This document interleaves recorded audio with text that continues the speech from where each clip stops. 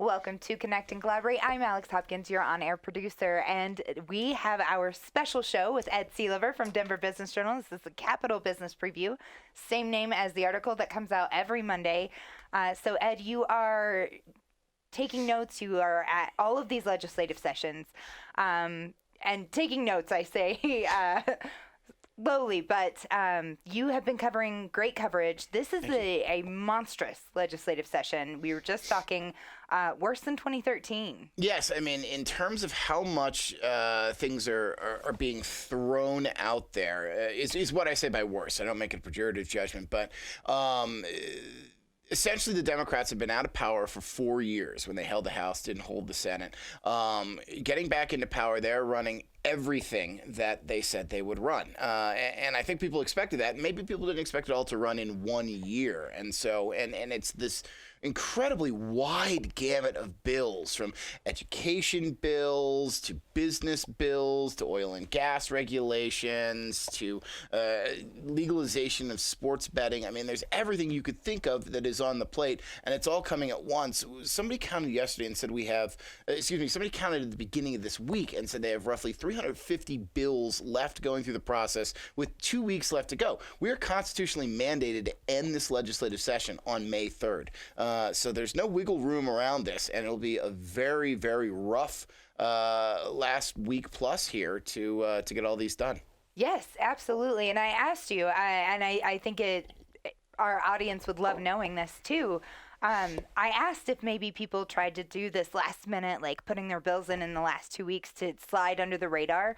Not the case. Not really. Most of the time you see a late bill coming, one of two things have happened. One, they've either spent the session negotiating it, finally have a deal, and have gotten it out there. Or two, they've given up on that. With 2-3 weeks left in the session, they say, you know what, we are not going to find the agreement we want. We're just going to roll the bill out there. Those are the particularly problematic ones in terms of the time suck, because then you lead to 12, 14-hour hearings like we saw a bill I'm not covering, but we saw a couple weeks ago on a bill to make it harder to get out of immunizations. Everyone who didn't get their say in the negotiations, that didn't end up with the compromise you wanted, decides to come out, and then suddenly we are buried on that bill. And with so many things going through, these bills have to roll quickly. In fact, I think one of the tough things for Democrats is going to be, if a bill is clogging up the process, they are going to have to decide, how important is this? Is it worth jettisoning other bills? Because I don't think everything's going to make it through in this time. Or do we have to just put this aside and maybe think, we'll still be in charge in 2020. Let's bring it back then. Right, exactly. And I think that fear will probably push them towards not getting a whole lot done, which quite ultimately sucks for Colorado. Let's be real. Let's jump into the bills that you are looking at. I want to talk with you about transportation. It's a big one, hot topic, impacts every Coloradan, regardless of your role in government or otherwise. Yeah, no, the immediate impact of transportation is that there is $300 million in next year's budget that has already been signed into law by Governor Polis. That is one-time money going to transportation. This is less than half of the $650 million one-time money that was in this year's budget. But between the two of them, they represent an investment that has been unprecedented for the past 10 plus years coming from the general fund. So that's the good news. The bad news is we started this year with a $7.1 billion unfunded infrastructure backlog in transportation, and $300 million only does so much to cut into it. There are a couple other ways, a couple other bills that are addressing this. One, you're very likely to see on the ballot in November a measure that would ask you to give up your to give up the tax returns that would come to you from excess revenues coming into the state forever. These are not your regular tax returns. These, are usually measured in a couple of bucks or even less. But the idea is that everything that comes in over Tabor's revenue cap is now going back to Coloradans as tax refunds. This would say, let us keep that money. Let us put it to three things equally: higher ed, K-12, and transportation. Transportation advocates, business groups are backing this, saying, look, we need any money getting into it. This is not an absolute form of revenue, but it starts pumping money in for some of our biggest highway projects. Republicans not backing this, saying, look, this is cutting into Tabor. This is not the way Tabor should operate. We should be giving this money back to the people. So there will be a big fight about this come November, but it's likely it will be the people who will be able to vote on this. The other bill that has just started, it's a late bill session moving through, is a study committee. And yes, that immediately elicits yawns. But what's interesting about this study committee is it's looking particularly at ways to get commercial vehicles to pay more for road repairs. This is brought about by the fact that we have more fuel-efficient vehicles on the roadways and more vehicles that don't use fuel at all, electric cars and whatnot. So the gas tax is really a dying revenue source at this point. It is flat, it is going down, and it's not meeting our demands because the number of cars on our roads are going up, but the number of cars who are going back to the gas pump more often is going down. This would look at the fleets of Ubers and Lyfts. It would look at commercial trucks. It would look at all the vehicles being used in services like Turo and Getaround and some of these car sharing services that and say, okay, you're the vehicles that are on the roads more. You are dealing with a bigger crowd of people using your services. How about we find a way to make you pay for the roads, even if people aren't paying at the gas pumps? This is also going to come with some controversy. The truckers, not a big fan of this one, for example. But it at least does get at this big question of how do we pay for roads at a time when our gas taxes are declining and there's no end in sight to that decline. So legislators are thinking through some of these bigger issues. We're not going to see that solution right away, but in the next session or two, you could see much bigger movements toward funding transportation in the long term. Well, and I have to tell you, there's a huge trucker shortage right now. So we're going to have some issues if we're forcing truckers to also pay a bigger gas tax on top of what they're already paying. If their company's not able to pay for that because they're already short on drivers, this could cause a lot of issues in the long run. So we'll see how that goes. I don't know how well that's going to play out for everyone involved. I want to ask you real quick about those three groups after Tabor. So again, that would be going to education, K-12, higher ed, and transportation. It would divide the funds up equally. There's no real estimate on how much money would go there yet, because the amount of money that comes in over the Tabor cap each year depends on, frankly, the economy, first of all. And many people expect we're going to head to recession in the next year or two. And so this is a source that's going to fluctuate greatly from year to year, which is why House Speaker Casey Becker, who's the sponsor of this, has wanted to do a permanent debrucing, not like Revenue C, which people still remember, was a 5-year debrucing. Say we can keep anything that comes in over those years. And well, that was a great idea, but Revenue C happened 2 years before we went into the biggest recession since the Great Depression. This essentially anticipates that we are not going to have this steady stream of revenues going up, and says, we may not get a ton of money in the next 2 to 3 years, but when the economy recovers after the next downturn, then we will be able to have this source there. Interesting. We'll see how that one plays out. I'm curious as well. You mentioned it, so we're gonna touch on the car sharing services. That was a big blow up. It was a big blow up, and it's fascinating. It's about the third year in a row that the legislature has tried to regulate disruptive sectors that have come up. This is following some of their efforts to regulate Uber and Lyft, which were successful, to allow people to actually get jobs on Rover.com, watching other people's pets without having to license themselves as a pet and animal care facility. And this was the latest one where they looked at it and said, okay, these car sharing services, and if people aren't familiar, these are services that basically let you put your car up on a platform and other people can say, I'd like to use that for the day. It's essentially a car rental service, except it's individuals instead of companies that are putting their cars up there. This was the argument of the bill. Hey, let's regulate it as such. We're not going to tax the heck out of these. These are people who are making $330 a month on average, allowing other people to use their car.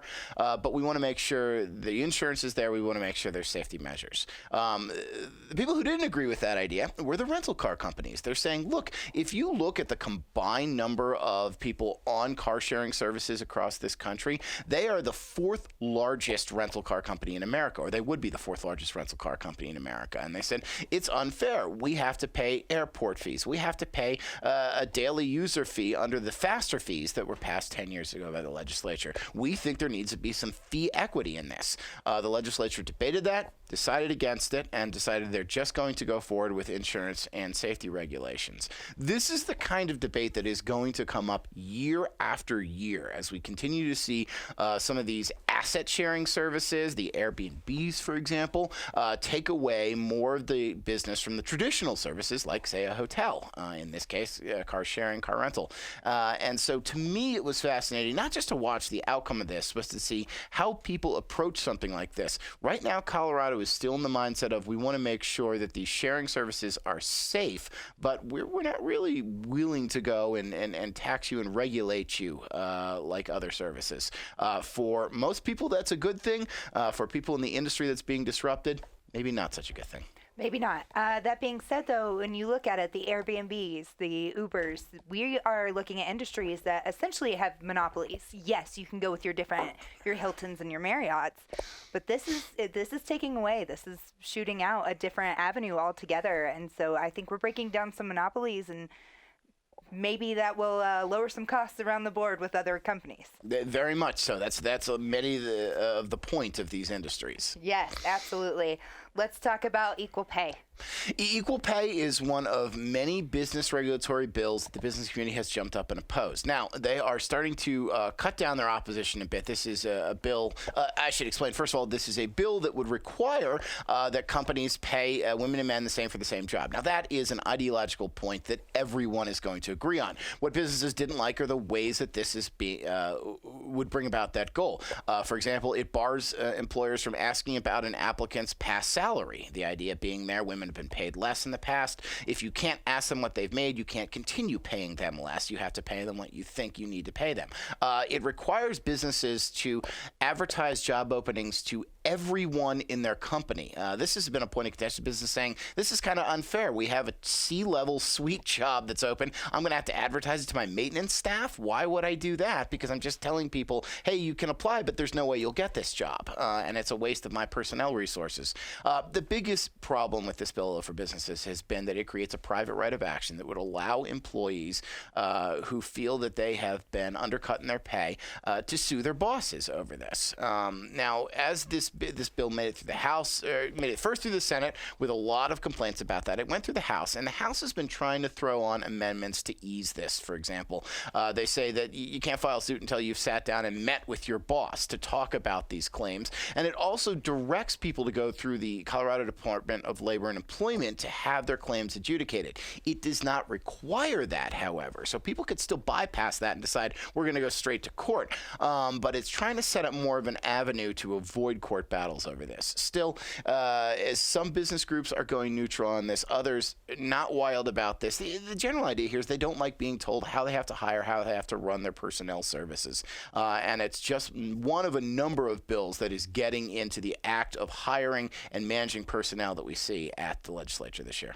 Yes, so we have 2 weeks. We'll see where that one goes, because that one for me, I'm a little on the fence about, quite honestly. As much as I'd love to live in that ideological world of equal pay, this may not be the way to get there. Yes, and I will say that one, I will almost guarantee will go into law. It's just a matter of what the details of it are when it hits its final place. Good to know. Appreciate that. Got to talk about paid family leave. This one is a big one. This one has been really contentious. Everyone's all over the place, I feel like, on this one. I would argue this is probably, I actually told a business lobbyist this seems like the second biggest bill as compared to oil and gas regulations for business, and she corrected me. She said, no, this is bigger. This is a bill, for those that haven't been following it, that requires the state to set up an insurance system that is funded by fees on paychecks, fees that are paid by both employees and employers, and it creates this pool into which employees of any private sector company can dip to take as many as 12 weeks of partially paid leave if they have a new child, if they are dealing with an illness, if their family is dealing with an illness, if they are suffering from domestic violence and need time to get away from that. This is one where I want to say also the ideology is there from business that we like it, but they really, really do not like the methodology in this for a couple of reasons. One, they say it's going to be exorbitantly expensive. This is a bill that, frankly, is not just going to cost them, but it's going to cost employees, no matter what those employees are making. Two, they say it's a one-size-fits-all system trying to be put onto this problem. Now, if you talk to Denver Metro Chamber, Colorado Chamber of Commerce, others, they say the majority of their members offer some sort of paid family leave. And often that is not a policy, but a case-by-case basis. I'm sorry, your mother is dying. Take these 4 weeks. I'll pay you half your salary, etc. This is being put into place, though, because the proponents of this say, if you look at the stats, 88% of workers in this state do not have access to the kind of paid family leave that is set forth in this bill. And they say that is costing people. It's forcing them to choose between, am I going to be with my father while he's dying, or am I going to be at work? Am I going to take 2 weeks off to be with my new child, or am I going to lose my job? This has had a lot of debates over what it does to businesses, what it does to families. The big debates at the end of the session, though, are about, can Colorado afford this? It get a little wonky here, but the assumptions of this bill say 3 to 3.5% of employees will take advantage of this as a full leave program, about 12 weeks a year. And if that is correct, then the fees that we have in place that create this $1 billion system are enough to cover it. If this even goes up to 5% of employees, and California's similar system has a 4.8% usage rate, if this even goes up to 5%, they're going to have to raise fees. And if it goes much above 5%, they're going to have to find some new way of funding it, because there is a cap in the fees that can be put in place in here. There's a lot of questions about solvency. Governor Jared Polis this week came out and said, I want to make sure this is actuarially sound before I sign this into law. He's just the latest person throwing that question out, saying, I don't know if this is an actuarially sound program. So we're going to see a lot of debate in the final weeks about this. There's some people that want to just bump this back to a study. The sponsors already have bumped this bill back to, we are not going to start collecting fees until 2023 and allow people to take benefits till 2024. They tend to throw up their hands and say, look, we've made a lot of changes, and business keeps saying, no, you haven't. This is not accommodating us in the way we want. And so this is going to be maybe the biggest blow-up zone, I think, in the last 2 weeks of the session.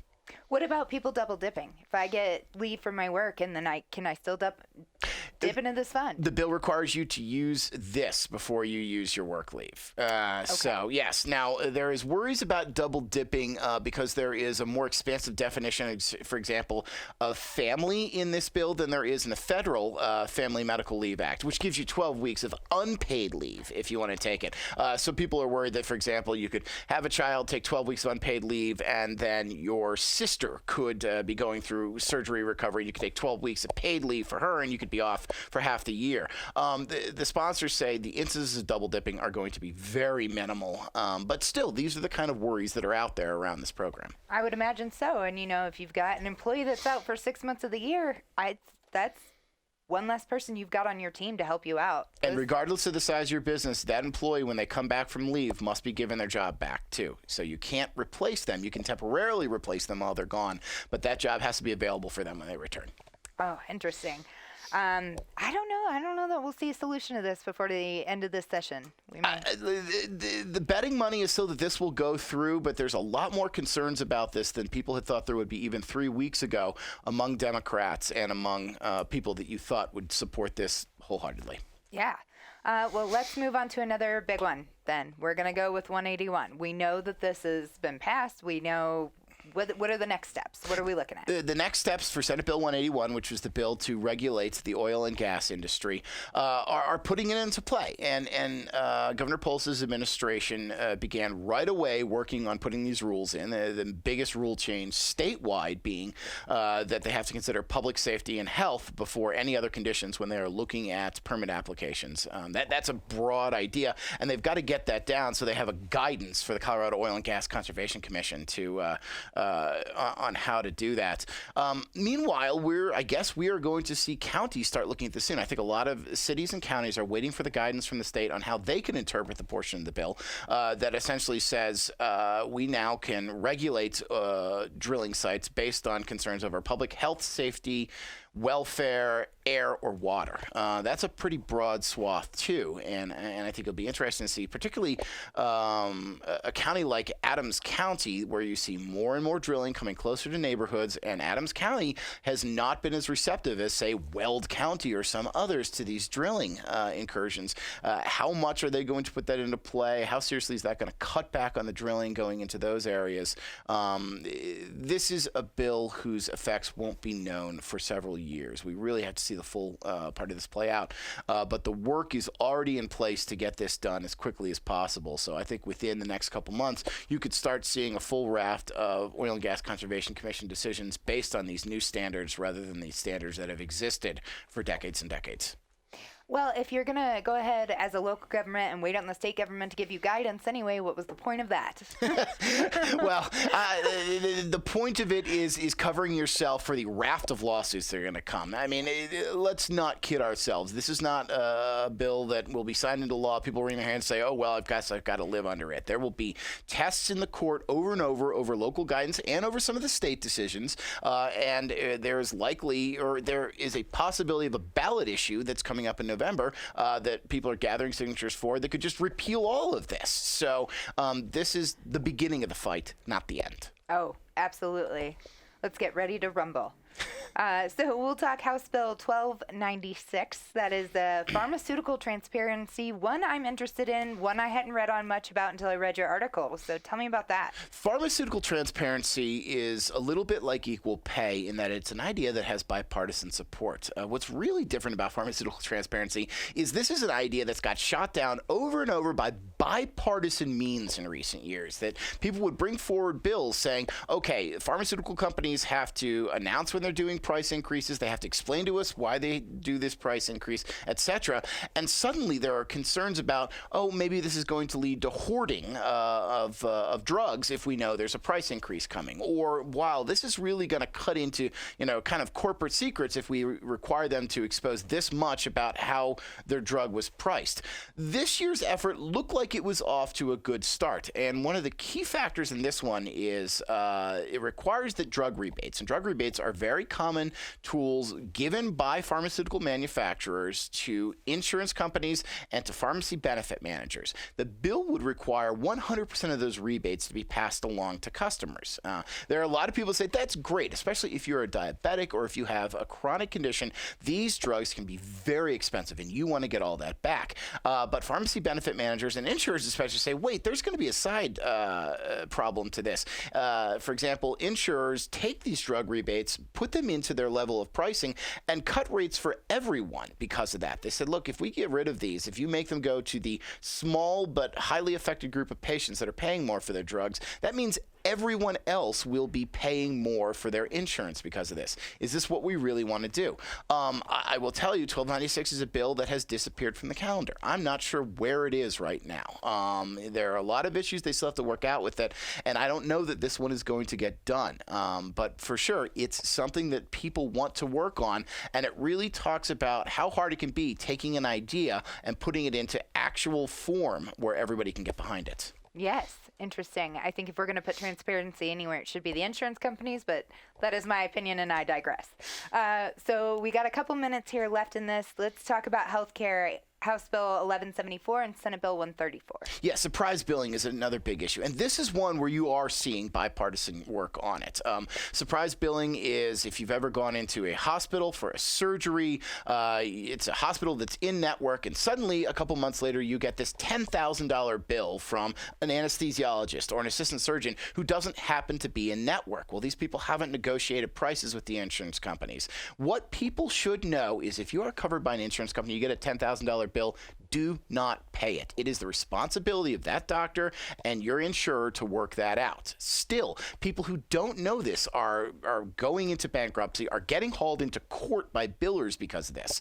The efforts would say that there's going to have to be this price point that will have to be reached between insurers and doctors, and if they can't come to a decision, that's all that they're going to have to pay. It really wants to pull the consumers out of the middle of this fight for right now. There are a number of doctors who say, look, if this goes into place and the rates are low enough that you force us to pay, to accept, people will stop working in this state. People will move elsewhere where they don't have to deal with this. You are going to lose some valuable healthcare personnel.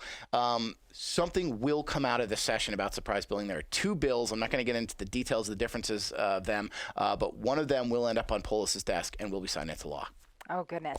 Well, the next time we see you, Ed, we're going to be doing a legislative wrap-up. This Yes. is the last one that we've got before we come out with all the voting, and we'll see what comes through, and we'll see what you bring back to talk about on the next episode. There will be a lot to discuss. Thank you very much for joining us today on Connect and Collaborate. Be sure to like and subscribe our YouTube page while you're here. Check out Capital Business Preview by Ed Sealover. Sign up for the Denver Business Journal. It's one of the best newspapers. You won tons of awards recently, so congrats on that, and thank you so much. Have a wonderful day. Thank you.